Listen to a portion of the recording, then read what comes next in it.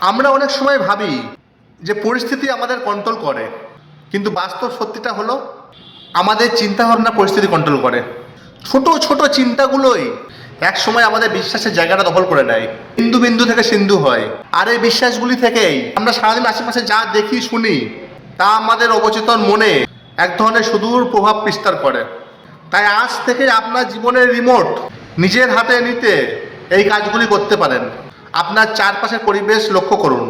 Social মিডিয়াতে কার সাথে সময় কাটাচ্ছেন বা যাদের ফলো করছেন তারা আপনাকে কি অনুপ্রাণিত করে, কনফিডেন্স দেয়, নাকি ডিপ্রেশনে ফেলে দেয়, সেটা জাজ করুন। আর সর্বদা যে কোনো সিদ্ধান্ত নেওয়ার আগে নিজেকে প্রশ্ন করুন, আমি এটা নিজের ইচ্ছাই করছি না অন্যের দেখে করছি। দিনে অন্ততপক্ষে কিছুক্ষণ নিজের সাথে সময় কাটাতে হবে। বাইরের কোলাহল থেকে দূরে থেকে নিজের লক্ষ্য নিয়ে ভাবতে হবে। আপনি যদি নিজের মনের ড্রাইভার সিটে না বসেন তাহলে অন্য কেউ সেই সিট দখল করে নেবে। নিজের চিন্তাভাবনাকে নিজেকেই সাজাতে হবে। দেখবেন জীবনটা অনেক সুন্দর হয়ে উঠেছে।